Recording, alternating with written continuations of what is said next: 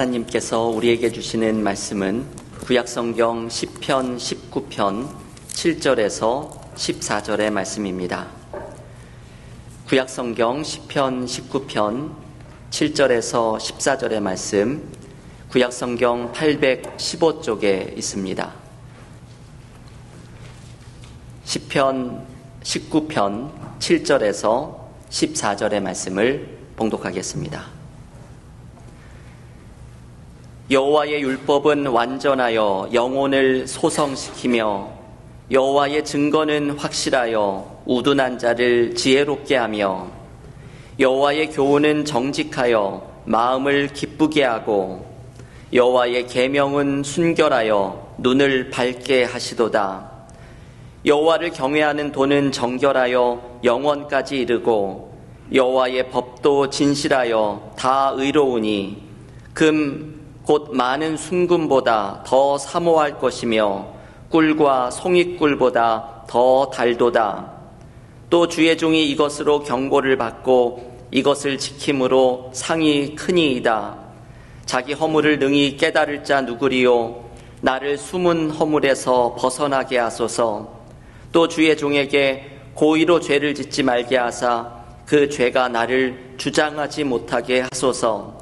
그리하면 내가 정직하여 큰 죄가에서 벗어나겠나이다. 나의 반석이시요 나의 구속자이신 여호와여, 내 입의 말과 마음의 묵상이 주님 앞에 연락되기를 원하나이다. 아멘. 하나님의 말씀입니다. 7월 영성훈련의 달을 맞아서 주일마다 영적 성장에 대한 연속 설교를 함께 나누고 있습니다. 첫 번째 시간에는 말라기 1장의 말씀을 묵상하면서 내가 하나님의 사랑을 느끼고 있는지, 하나님을 섬기고 있는지, 올바른 예배를 드리고 있는지 묵상하면서 나의 영적인 상태를 점검하였습니다. 지난 주일 두 번째 시간에는 잠언 24장의 말씀을 묵상하면서 하나님을 경외하는 지혜가 우리의 삶을 세움을 묵상하였습니다. 잠언 24장의 말씀이 참 특별한 말씀이지요. 하나님을 경외하는 것, 곧 하나님을 예배하고 사랑하고 하나님과 깊은 관계 속에 있을 때에 우리의 삶을 세우는 지혜를 발견하고 삶의 어려움을 맞이하더라도 낙담하지 않는 힘을 경험한다는 말씀이었습니다. 중요한 것은 내가 하나님과의 깊은 관계 속에 들어가는 것이죠. 그때 우리는 삶의 충만함과 행복을 발견합니다. 그러면 우리는 어떻게 하나님과의 깊은 관계 속으로 들어갈 수 있을까요? 오늘 영적 성장 연속 설교 세 번째 시간에는 우리가 하나님과의 깊은 관계 속으로 들어가는 중요한 방법을 함께 묵상하려고 합니다. 오늘 함께 묵상하는 시편 19편의 말씀은 귀한 말씀을 소개해 줍니다. C.S. 루이스는 시편 사색이라는 책에서 이 시편 19편을 시편에 담겨있는 가장 훌륭한 시라고 찬양합니다. 더 나아가서 온 세상에서 최고의 시가 시편 19편이라고 극찬을 합니다. 저도 오늘 설교를 준비하면서 시편 19편을 여러 번역본으로 읽어보면서 얼마나 은혜를 많이 받았는지 모릅니다. 시편 19편을 지은 다윗은 마지막 14절에서 이렇게 하나님께 기도를 드립니다. 나의 반석이시요 나의 구속자이신 여호와여, 내 입의 말과 마음의 묵상이 주님 앞에 연락되기를 원하나이다. 아멘. 참 귀한 말씀이죠. 이 말씀을 제가 새 번역 성경으로 다시 읽어드리면 이렇습니다. 나의 반석이시요 구원자이신 주님, 내 입의 말과 내 마음의 생각이 언제나 주님의 마음에 들기를 바랍니다. 다윗은 자신의 입술에서 나오는 모든 말과 마음에서 나오는 생각이 하나님의 마음에 들게 해달라고 기도합니다. 여러분, 우리가 이런 삶을 살아간다면 얼마나 좋을까요? 나의 입에서 나오는 모든 말과 내 마음의 생각이 하나님이 기뻐하시는 것이 된다면 우리의 삶은 하나님 앞에 온전한 삶으로 세워지게 될 것입니다. 저는 이 14절을 읽으면서 특별히 마음의 묵상이라는 단어에 주목하게 되었습니다. 우리가 이 단어에 주목해야 하죠. 마음의 묵상, 영어 성경은 The Meditation of My Heart으로 번역합니다. 이 마음에서 일어나는 묵상은 일반적인 생각과는 다릅니다. 하나님을 생각하는 묵상입니다. 내 마음 속에서 하나님을 향한 생각이 일어나고 이 마음의 묵상이 하나님의 마음에 드는 생각이 되게 해달라고 다윗은 기도를 드리는 것입니다. 여러분, 마음의 묵상이란 어떤 것일까요? 마음 속에서 무엇을 묵상하며 하나님을 향한 생각이 일어나게 되는 것일까요? 오늘 시편 19편은 하나님을 생각하는 마음의 묵상 두 가지의 모습을 소개합니다. 먼저 시편 19편 1절부터 6절까지는 자연 속에서 묵상하는 하나님을 노래합니다. 1절에서 이렇게 선포합니다. 하늘이 하나님의 영광을 선포하고 궁창이 그의 손으로 하신 일을 나타내는도다. 자연이 하나님의 영광을 보여주고 자연 속에 하나님의 손길이 드러난다고 노래하는 것입니다. 우리는 이 말씀이 어떤 의미인지를 우리 스스로도 느낄 때가 많이 있습니다. 교우들 가운데에서 여행을 다녀오신 분들 중에 때로 이런 말씀을 하십니다. 어떤 도시에 가서 박물관을 보고 유적들을 보면서 감명을 받기도 하지만 그것보다도 광대한 자연 앞에 서게 됐을 때 느끼는 전율을 따라갈 수 없다고 말씀하는 분들이 있습니다. 인간의 어떠한 위대한 문명과 작품도 하나님이 창조하신 자연 앞에서는 무색해지는 것을 느낍니다. 아름답고 광대한 자연 앞에 서게 되면 우리는 그것을 지으신 창조주 하나님을 떠올리게 됩니다. 우리 교회에 오셔서 부흥회를 인도하셨던 김영봉 목사님이 시편의 사람이라는 책을 썼습니다. 그 책의 시편 19편에 오늘의 말씀의 묵상을 보면 이런 말을 합니다. 사진을 보면 사진사는 사진 속에 보이지 않습니다. 하지만 사진이 있다는 것은 그 사진을 찍은 사람이 있다는 증거입니다. 마찬가지로 자연은 사진처럼 그것을 지은 창조주가 있음을 보여줍니다. 또한 사진을 볼 때 이 사진의 수준을 보면 이 사진을 찍은 사람이 보통 사람인지 아니면 사진 작가인지를 알 수 있습니다. 마찬가지로 우리가 경험하는 자연의 그 놀라운 아름다움과 신비를 마주대하면 그것을 지으신 창조주가 얼마나 대단하신 분인지를 묵상하게 됩니다. 오늘 시편 19편 3절과 4절은 자연이 자신을 지은 창조주를 소리 없는 아우성으로 증거하고 있는 모습을 노래합니다. 시편 19편 3절과 4절은 이렇게 말합니다. 언어도 없고 말씀도 없으며 들리는 소리도 없으나 그의 소리가 온 땅에 통하고 그의 말씀이 세상 끝까지 이르도다. 아멘. 여러분, 우리가 이것을 느끼죠. 자연 앞에 서면 말도 없고 언어도 없고 들리는 소리도 없지만 그 자연이 외치는, 하나님에 대해서 외치는 소리가 온 세상 속에 퍼져 있는 것을 경험합니다. 우리는 자연 앞에서 창조주 하나님을 노래하고 있음을 듣게 됩니다. 저는 아름다운 자연 앞에 서서 하나님을 느끼고 하나님을 생각하게 된 적이 여러 번이 있습니다.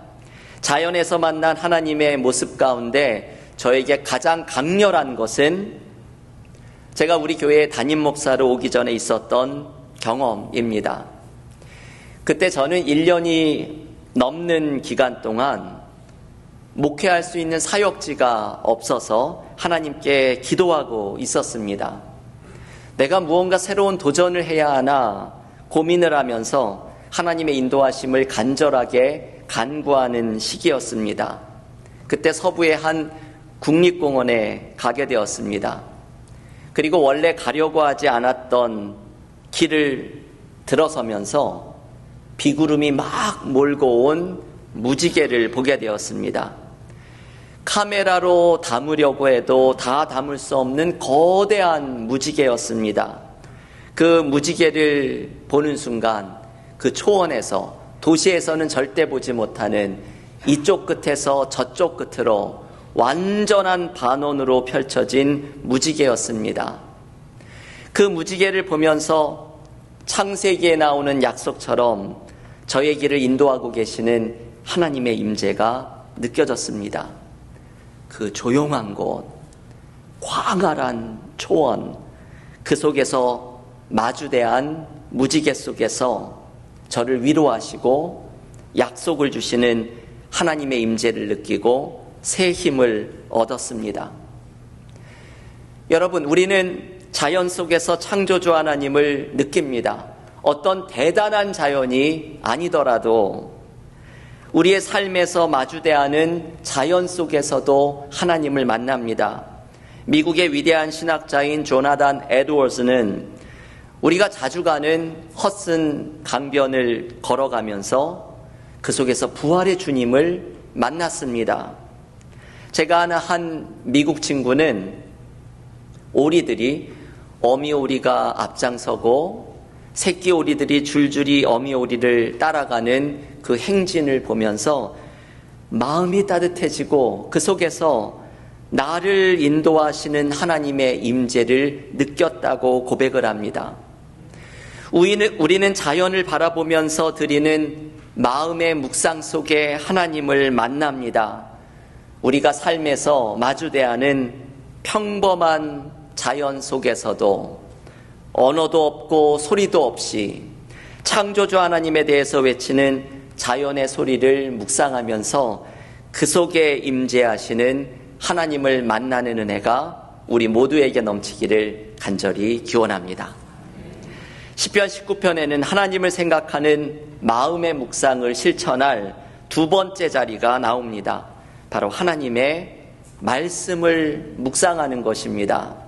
시편 19편 7절부터 10절까지는 하나님의 말씀에 대한 다윗의 고백이 나옵니다. 7절 말씀에서는 여호와의 율법은 완전하여 영혼을 소성시키며 라고 말합니다. 이 영혼을 소성시킨다는 말을 이 영어 성경은 revive라는 단어를 씁니다. 우리의 영혼을 다시 살려주고 우리의 영혼에 새 힘을 얻는 것은 하나님의 말씀을 읽을 때 일어나는 일입니다. 8절 말씀은 이렇게 말합니다. 여호와의 교훈은 정직하여 마음을 기쁘게 하고, 하나님의 말씀은 우리에게 영적인 기쁨을 줍니다. 우리가 삶에서 지쳐서 우울하고 삶의 염려에 사로잡혀 두려움이 가득하게 될 때에 그것을 이겨내는 방법은 우리의 마음에 기쁨을 주시는 하나님의 말씀을 읽고 묵상하는 것입니다. 그래서 다윗은 10절에서 이렇게 외칩니다. 금 곧 많은 순금보다 더 사모할 것이며 꿀과 송이꿀보다 더 달도다. 여러분, 하나님의 말씀이 우리의 영혼을 살아나게 하고 우리의 마음에 기쁨을 주는 것을 경험하면 하나님의 말씀이 꿀보다 달게 느껴질 수밖에 없습니다. 우리는 신앙생활하면서 이것을 많이 경험하였습니다. 처음에는 성경을 읽어도 이게 도대체 무슨 소리인지 알아듣지도 못하고 들어오지도 않았는데 어느 순간 성경이 나의 마음속에 들어오기 시작하고 말씀에 담긴 은혜를 경험하기 시작하니까 이 말씀이 실제로 꿀보다 더 달게 느껴지는 것을 경험합니다. 그리고 말씀 속에서 하나님이 나에게 말씀하기 시작하는 것을 듣기 시작합니다. 우리는 하나님의 말씀을 마음속에서 깊이 묵상하다가 세미한 음성 중에 나에게 찾아오시는 하나님을 만납니다.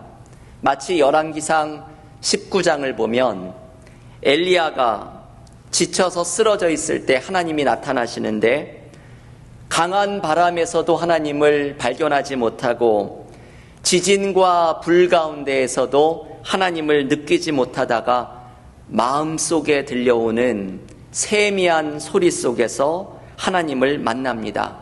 여러분, 이것이 마음의 묵상이지요. 엘리야는 마음의 묵상 속에 하나님을 만납니다. 우리는 하나님을 강렬한 체험이나 신비한 경험 속에서 만난다고만 생각합니다. 하나님을 한 번만 보여주면 믿음 생활을 잘하겠다고 말씀하는 분은 누구도 부인할 수 없는 모습으로 특별한 경험으로 하나님이 만나주시기를 원합니다. 때로는 하나님께서 이렇게 신비하고 강렬한 경험으로 우리를 만나주시기도 합니다. 그런데 대부분의 경우에 하나님이 우리를 만나주시는 것은 마음의 묵상을 통해서입니다.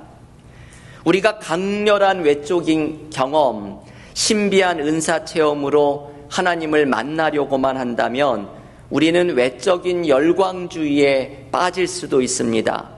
감정의 해소가 나타나는 열광적인 경험만이 하나님을 만나는 방법이라고 오해할 수도 있습니다. 하지만 하나님은 우리에게 마음의 묵상 속에 조용히 임하실 때가 많이 있습니다. 지금은 세상을 떠난 분이지만 보스턴에서 기독교 영성과 영성 지도 분야를 이끌어가던 윌리엄 베리라는 분이 있습니다. 저는 그분의 책을 많이 읽고 영향을 받았습니다.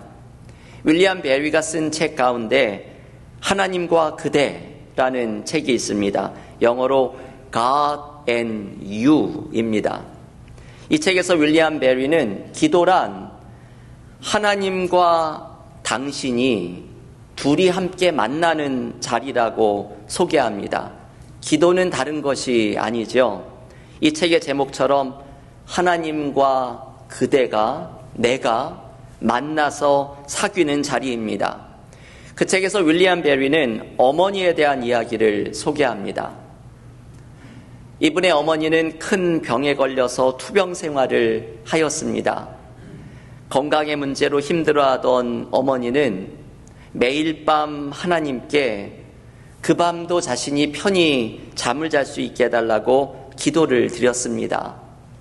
그 말을 듣고서 윌리엄 베리가 어머니에게 물었습니다. 어머니에게 하나님은 어떤 분이세요? 그러자 어머니가 이렇게 대답을 합니다. 나에게 하나님은 사람들이 생각하는 것보다 훨씬 좋은 분이란다. 대답을 합니다. 윌리엄 베리는 이 대답을 듣고 궁금해졌습니다.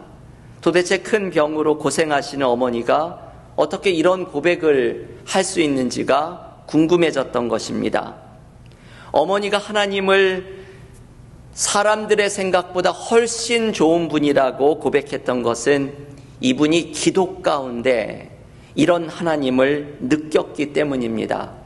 책에서 배운 것도 아니고 누군가 가르쳐 준 것도 아니고 자기가 매일 드렸던 기도 가운데 만났던 하나님이 사람들이 생각하는 것보다 훨씬 좋은 분임을 경험하였던 것입니다. 이 말을 듣고 윌리엄 베리는 마지막으로 이렇게 질문합니다. 도대체 어머니의 기도 가운데에는 어떤 일이 일어나고 있는 것입니까? 어머니의 기도 가운데는 무슨 일이 일어나고 있습니까? 그러자 어머니가 이렇게 대답합니다. 얘야, 이따금 너도 기도하다 보면 그 속에 깊이 들어가서 그분도 너에게 말씀하시고 너도 그분에게 말씀하시지 않니? 그게 나의 기도 가운데 일어나는 일이란다. 여러분, 이 대답은 참 이 어머니가 너무 쉬운 말로 이야기하지만 깊은 기도를 설명해 주는 말입니다. 우리는 기도할 때 깊은 기도 속에 들어가서 하나님이 나에게 말씀하시고 나도 하나님에게 말씀드리는 시간을 갖습니다. 이 기도는 많은 경우에 마음의 묵상 속에 일어납니다. 특별히 성경 말씀을 묵상하며 이것이 자연스럽게 기도로 이어질 때 우리는 그 성경 말씀을 통해서 나에게 말씀하시는 하나님을 만나고 나도 하나님께 말씀드리는 시간을 갖습니다. 마음의 묵상은 우리에게 기도로 변하고 우리는 그 속에서 세미한 음성 중에 말씀하시는 살아계신 하나님을 만납니다. 여러분, 하나님은 우리에게 살아계신 당신을 만날 수 있는 길을 열어주셨습니다. 바로 마음의 묵상입니다. 하나님이 살아계시는 분인지 잘 모르겠다고 말씀하지 마십시오. 하나님을 한 번이라도 느꼈으면 좋겠는데 그 방법을 모르겠다고 말하지 마십시오. 하나님은 우리에게 당신을 알 수 있는 길을 열어주셨습니다. 아름다운 자연 앞에서 자연이 외치는 말없는 소리에 귀를 기울이는 마음의 묵상 속에 우리는 살아계신 하나님을 만납니다. 우리의 영혼을 살려주시며 곤고한 마음에 기쁨을 주시는 하나님의 말씀을 마음에서 묵상하며 우리는 하나님을 만납니다. 마음의 묵상은 기도로 변화되고 그 속에서 하나님은 나에게 말씀하시고 나는 그분께 말씀드립니다. 교우 여러분, 오늘부터 마음의 묵상을 실천해 보십시오. 우리가 실천하는 작은 영적인 습관이 우리를 하나님과의 친밀한 관계로 이끌어줍니다. 이 여름에 자연에 나아갔을 때 자연이 외치는 창조주 하나님의 영광을 묵상하고 성경이 우리에게 전하는 하나님의 음성을 들으며 마음의 묵상을 실천하는 영적인 습관 속에서 하나님을 만나는 은혜를 풍성히 경험하기를 기원합니다.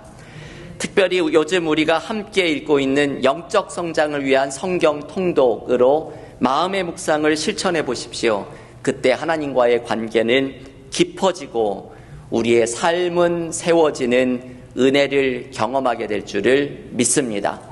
오늘 영적 성장 세 번째 말씀을 받으면서 우리 모두의 마음의 묵상이 주께 연락되는 은혜를 체험하는 그리스도인들이 모두 되시기를 주님의 이름으로 간절히 축원합니다. 기도하겠습니다. 하나님 감사합니다. 오늘 우리에게 주신 말씀을 붙들고 나아갑니다. 내 입의 모든 말과 내 마음의 묵상이 주께 연락되기를 원하나이다. 다윗의 기도가 우리의 기도가 되기를 원합니다. 자연이 외치는 창조주 하나님을 향한 소리 없는 외침을 들으며 하나님을 느끼고 발견하게 하시며 하나님께서 우리에게 주신 말씀을 통하여서 우리의 영혼이 살아나고 곤고한 마음에 기쁨을 주시는 은혜를 체험하며 하나님의 말씀을 묵상하는 것 속에 우리에게 말씀하시고 우리는 그분께 말씀드리는 하나님과의 깊은 관계로 자라나는 복을 경험하게 하여 주시옵소서. 오늘 이 기도를 드리는 우리와 성령께서 함께하여 주시사 우리의 마음의 묵상이 하나님께 연락되는 은혜를 날마다 경험하게 하여 주시옵소서. 예수님의 이름으로 기도하옵나이다. 아멘.